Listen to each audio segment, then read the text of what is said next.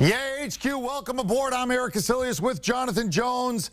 And it was a pretty wild game. Going in, a lot of people thought it would be one-sided. It was anything but it is now over at the Meadowlands.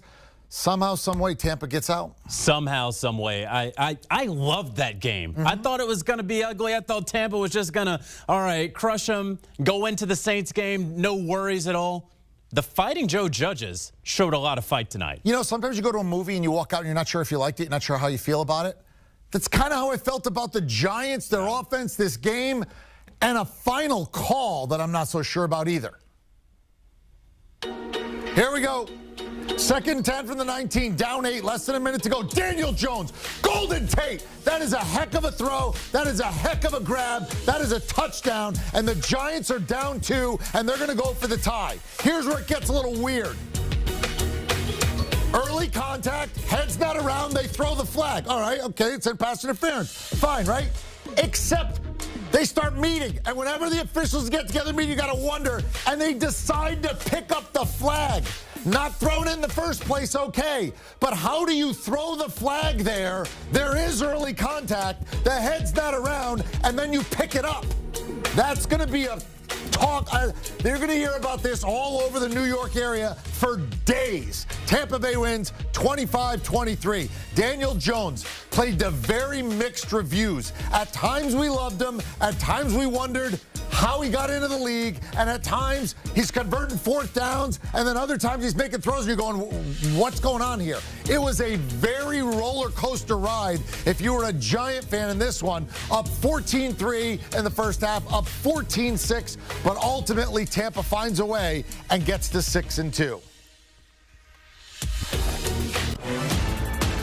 Here's your fantasy goodness. Tom Brady with 279, 2 touchdowns. Yeah, that's what he does. This guy's on fire. How about 18 touchdowns and 1 pick over his last games, since the end of week 2. Daniel Jones put up 256 for you. That's his most in a while, and 2 touchdowns. But he had turnovers all in the second half, by the way. He had no turnovers at halftime. Mike Evans, 5 for 55 and a touchdown on a nice catch. That was in the second half. And Darius Slayton, 5 for 56 for the Giants. Golden Tate had one of the touchdown catches from Daniel Jones, as you saw late. All right, everybody in the pool. Jonathan Jones, I'm Eric Casillas. 5-time NFL Executive of the Year, Scott Pioli. Brian McFadden, our 2-time Super Bowl champion who played in the secondary. B-Mac, I'm going to go to you first because this is a secondary kind of thing. What'd you see on that 2-point conversion? And once you throw the flag, how can you possibly pick it up? Because Antoine Winfield Jr. got there exactly when the ball got there. Technically, he shouldn't even been able to get to the ball. Daniel Jones is late on this play. This is a designed 2-point opportunity. You work situational football throughout the week for these plays. He was late on the pass. Lewis was wide open. It was a 1 progression play, meaning Daniel Jones was only throwing the football to 1 player. He did not have to go through his progressions. Everybody that was involved in that offensive play knew that, including the quarterback. But that was the emotional roller coaster from Daniel Jones that we saw throughout the ball game. EK, you talked about some of the good things he did, especially that scoring drive right before the 2-point opportunity. He did some pretty good things, but in the second half, he just had some bad plays. I can highlight the interceptions that were horrible. Those were just mental lapses. But what about the plays that he missed down the football field? I mean, sometimes he didn't even locate the wide receiver that was behind the defender. This was the game for them to win. This was like a trap game. You look at what the Tampa Bay Buccaneers have going forward this upcoming week. Clearly, they were sleeping at the wheel. They were looking past the New York Giants. And all the Giants did was show up, give them a few rounds of competitive play, and just lay down. Dick LeBeau used to tell us all the time, a bad team will find a way to lose a ball game. And tonight, the Giants found multiple ways to lose, and they lost. Scott, Daniel Jones, was he good? Was he bad? Yes, I guess is the answer. What did you see with Daniel Jones tonight? Are you more encouraged or less encouraged? I'm not encouraged. I don't know if I'm less encouraged, but I'm still not encouraged. You know, I want to go back to this. B-Mac nailed it. Usually I want to give him a hard time for sticking up for the D-backs, but what he said about that two-point play was spot on. The ball was late. That's why Winfield was able to get his hand on it. Again, in terms of the call and the flag being picked up, that wasn't the huddle and the conversation amongst the group on the field. I'm telling you, that call had to come from outside of the field, and someone told them they better pick up that flag because they watched the replay and they saw it and they made the call. Going back to Daniel Jones, here's what I want to say. I want to give you your say on Daniel Jones. Also nailed Scott, I'll give you your say on Daniel Jones, but explain what that means. So you're telling me that I mean, the rules don't say that they go outside the field to have somebody tell them if they made the right call, but you're saying that's what happens in reality. I'm guessing that. I don't know that. That's what I'm guessing. Because the flag was thrown. It took a lot of time to pick up a flag on that play. My guess is that there was something, you know, because they're not talking about seeing the replay on the field. Someone else had to be seeing that replay. And we've seen other times when the judge up in the seats, you know, in the press box helps make the call. That is my guess. That's my personal feeling that, you know, you're right. That's not the rule that they do that.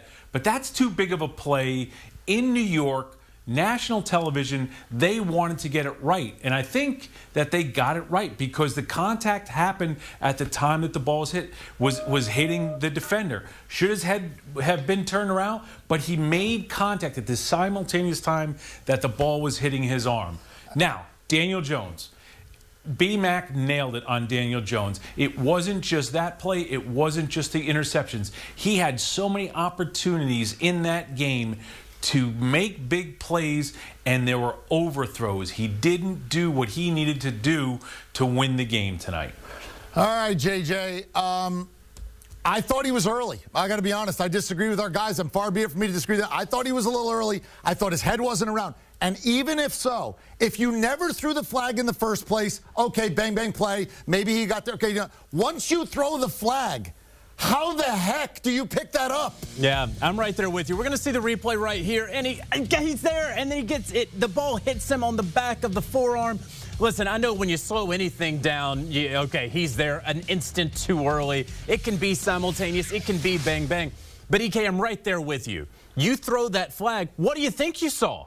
And if you're going to huddle right there, what are you guys talking about? Because the back judge who threw that flag, you know, in theory, saw the whole thing. To B-Mac's point, it's a one progression read. As soon as you see what Dion Lewis is doing, you know that the ball is going there. Now, there is not any question that Daniel Jones has to get rid of that ball quicker. That is a recurring theme with Daniel Jones, be it needing to throw the football away, like we saw in Week 1 against the Pittsburgh Steelers, if it's just throwing the ball in the dirt, like we should have seen on what was his second interception of the night, or what should have been the game-tying two-point conversion. It, boom, hit him right there, but he did not. But I did believe, EK, I do agree with you. I do think that Antoine Winfield Jr. got there a tick too early. There was contact. Was it because Daniel Jones was late with the football? Yes. Absolutely, it was. But did he get there and did he initiate contact before the receiver had that opportunity to get his hands near the football? I believe yes, and they threw the flag. And when that happens, I don't know that you can pick that flag back up. That doesn't give the Giants the two-point conversion. They still have to get the play. Okay, they're 1 yard closer, sure. But, you know, you still have a fantastic defense, the Tampa Bay Buccaneers do. So I would have liked to see them keep that flag on the field and had the Giants go back and tried to get the two-point conversion. And again, if they don't throw the flag, I have no issue. Once you throw the flag, I don't know how you pick it up. That's my only question. Once you made the decision there was a penalty, I don't know if I saw so much that you have to pick the flag up. That's my only point. I hope that's clear. B-Mac, now take it from Tampa's perspective. Any concern, or as a player, do you say, hey, sometimes teams get up, you're on the road, and a win's a win? Or do you feel like Tampa showed a little vulnerability tonight? No, a win is a win. Clearly, they didn't give their best effort. But anytime in the National Football League, EK, if you're able to win a ball game not playing your best game, that's a plus. Because I can tell you this much. They're going to get healthy, right? And I'm not talking about the addition of Antonio Brown, right? I'm not talking about that addition. I'm talking about getting players back in the uniform like Chris Godwin.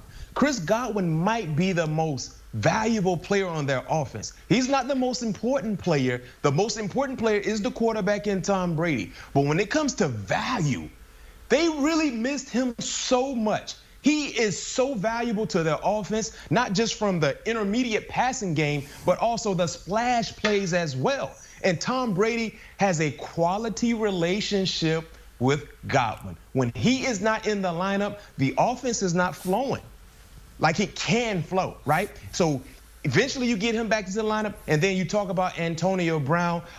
You got another top tier like talent that will improve the passing game. So this, like I said, I felt like going into this ball game, Monday Night Football in New York.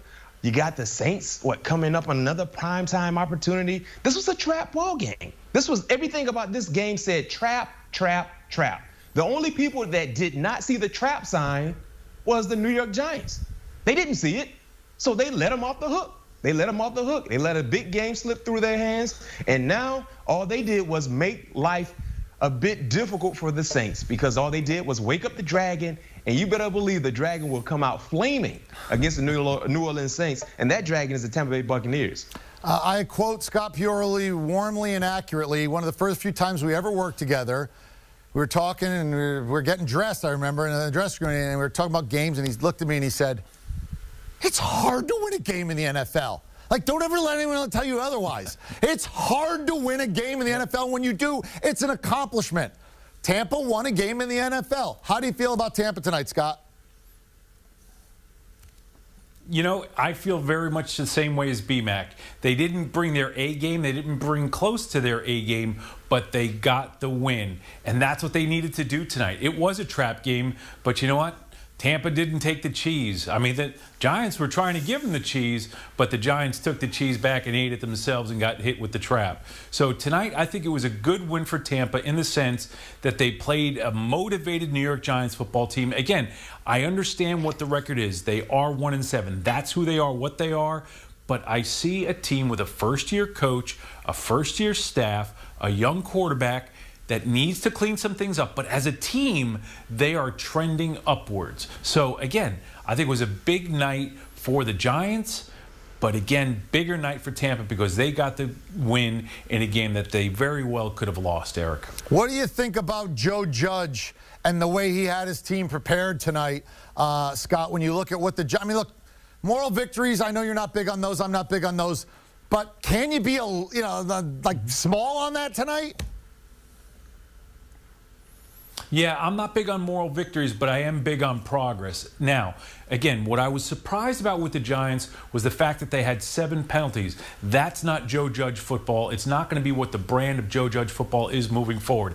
However, they played hard. They executed some things very well. Again, you take away the mistakes that their quarterback, Daniel Jones, made, some of the overthrows, and those 2 awful interceptions. That football team played a very good game on defense. And again, up front, the offensive line for the New York Giants played well against one of the best defenses, if not the best defense in the National Football League. Now, I say that, but, Tampa Bay, Pittsburgh Steelers, I'm not sure who the best defense is, but they're both pretty darn good. JJ, same type of question to you. Do you feel differently about Tampa? They didn't look great, but they won. And do you feel like the Giants are making progress? Are you willing to take a little moral victory here? Especially because Daniel Jones did some good things and, other times not so much. I'll take Tampa first and very quickly. They're going to have these kind of games, and I care far more about how they look next week than the fact that they squeaked one out against the New York Giants. So be it, so what? Who cares?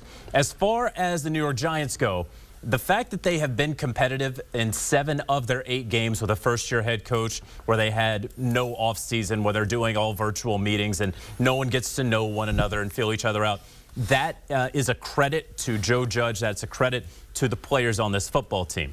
The fact that they only have one win out of these 8 games is very difficult for me to wrap my head around, especially when the division is right there for the taking. They've had opportunities. We can go down the list, but, you know, sometimes, all right, just tough luck against the Chicago Bears. And, all right, they got whooped by the 49ers, but you take that one out and you look down the list, you got to beat the Cowboys. Evan Ingram has to make that catch against the Eagles. You squeaked one out against Kyle Allen and Washington, and now you had Tom Brady at home, the opportunity, and Daniel Jones continues to turn the football over, where he had 2 interceptions on drives that started around the New York Giants' 40-yard line. So short fields, and he gave the football up there.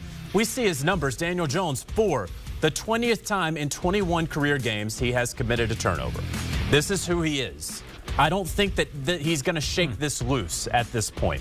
And it's, can you live with it? Can he make enough plays that you can live with it? It's like Jameis Winston last season. All right, he's a 5,000-yard passer, but he's going to throw 30 interceptions. Can you win 7, 8, 9 games, get into the playoffs? I don't think that Daniel Jones gives you enough wow plays, enough, hey, we can win the game with this guy, even though we can lose the game with this guy. That's my issue with Daniel Jones, because the turnovers are not going away. I love the competitive spirit and the fight in this team, but they should have more than one win. And moral victories and all that stuff, listen, they're 1-7, and they realistically could be somewhere around 3-5, and that would put them atop the NFC East. And, you know, the positive things, JJ, you know, you said about the Giants, I agree with you, it makes sense. But I flush all of those positive things when you talk about the quarterback. Because we talked about the offensive line and how bad they were last year. They played pretty good football against a real good defense. Scott mentioned that. They ran the ball well. They protect him the majority of the ball game. Those turnovers were not because he was getting pressured. Those were just mental mistakes. So, yes, they're 1-17, not going anywhere anytime soon. But when you look at the Giants, do you really feel like the future is bright? I don't think so, because you don't have the answer at your quarterback. See, when you look at a team like the Los Angeles Chargers, they're struggling. They're a few games below 500, but you feel better about their future because what? Justin Herbert looks like he can actually play the game well at a high level at the quarterback position. I mean, for Daniel Jones to have 30-plus turnovers in 2 years, I mean, that is a bad cloud that's following him right now. And he has to get out of that habit. It's okay in throwing the football away. It's okay in punting the football. Sometimes that's a great thing, punting the football. But he has to get that system. He has to get that mind frame, the thought process. I got to make something happen every down. Because if he continues to have that same mentality, his life in the NFL as a starting quarterback will be short-lived. Because in New York, you better believe they're not going to tolerate that. And in a primetime atmosphere at home, they had an opportunity to win this ball game, and they just allowed it to slip through their fingers. And it starts and it stops with the quarterback play. Well said. I mean, think of it this way to put a bow on it. The guy who led the NFL in passing yards last year, who was second in the NFL in passing touchdowns last year, can't get a sniff as a starting quarterback because he can't stop turning it over, and that's Jameis Winston. That's how important it is to not turn the football over. That's a heck of a conversation. Well done, gentlemen. Certainly appreciate everybody's time. You want more BMAC? You want more how to turn quarterbacks over? All things covered. BMAC, Patrick Peterson, getting it done on the podcast. John Rahm, the guest tomorrow. They're going big golfing. This is fascinating to me. You download, you subscribe, you enjoy.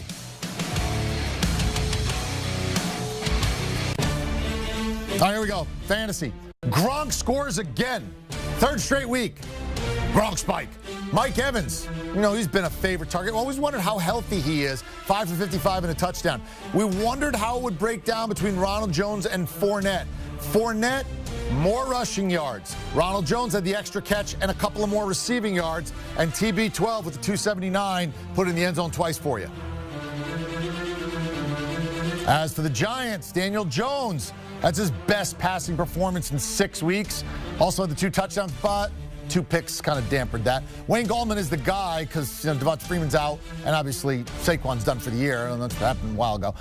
He gave you 44 rushing yards, most of that damage in the first half. Evan Ingram, there was an Evan Ingram sighting. I mean, this is a guy who dropped the pass last time out, got a lot of flack, but came back 5 for 61. And oh, by the way, Golden Tate had a very nice catch for a touchdown in that last minute.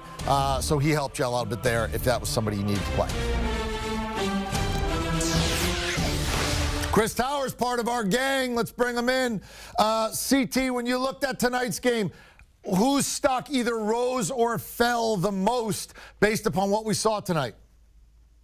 Yeah, I'm not sure Leonard Fournette's stock rose, but Ronald Jones definitely fell. He got the first 6 carries of the game for the Buccaneers, and then he had that fumble on a target. It was a weird play. He could have been down. They didn't call him down. It was kind of, inches away from being just a regular old play. Instead, he fumbles. He gets 1 more carry the rest of the game. Leonard Fournette gets 15. I don't think Leonard Fournette's a better player. I'm not sure Bruce Arians thinks Leonard Fournette's a better player. But what I do know is Bruce Arians, it's been the case going back to last season, he has no margin for error with Ronald Jones. If Ronald Jones plays well and doesn't mess up, he's going to keep getting touches like we saw in that 3 straight game stretch with 100 yards. If he messes up one time, a drop, a fumble, a missed blitz pickup, and they have anybody that they trust behind him, and now they do with Leonard Fournette healthy, he's going to lose playing time. And it's a really tough situation because this is a valuable backfield, and it ends up being split 2 ways, and we have no idea who's going to get favored in any given week. It's kind of up to the whims of the way the game goes. And in that instance, I think you're looking at Ronald Jones and Leonard Fournette both being just risky RB3 or flex plays, which is really frustrating moving forward. Oh, by the way, Antonio Brown comes into the mix for that team. Yeah. Does anybody's value go up? Whose goes down the most? And what do you do with Antonio Brown? You grabbing him right now? Yeah, I think there's a lot of excitement about Antonio Brown. I think a lot of people remember, he had that 1 game with the New England Patriots last season, shows up a week before the game, gets, I think, 3 practices in, goes out, 4 catches, 52 yards, and a touchdown, I think it was. And then he doesn't play again until now. And I think a lot of people are looking at that and saying, well, maybe he'll do the same thing. Maybe history will repeat itself. Tom Brady, really lobbied for him. But the difference is the Buccaneers have a lot more passing game weapons than that Patriots team had last year. And the New Orleans Saints, who they're playing in Week 9, are not the early season 2019 Miami Dolphins, who looked like they were historically bad before turning things around. So, I think you look at Tampa Bay's passing offense, they're spreading the ball around. I think they already have as many players with 10 targets this season as they had all of last season. So, Tom Brady, he'll throw it to Scotty Miller if he's open. He'll throw it to, Tyler Johnson if he's open. He'll throw it to Cameron Brate. It doesn't matter. There's no real hierarchy here. We've seen that impact Mike Evans and Chris Godwin's value this season.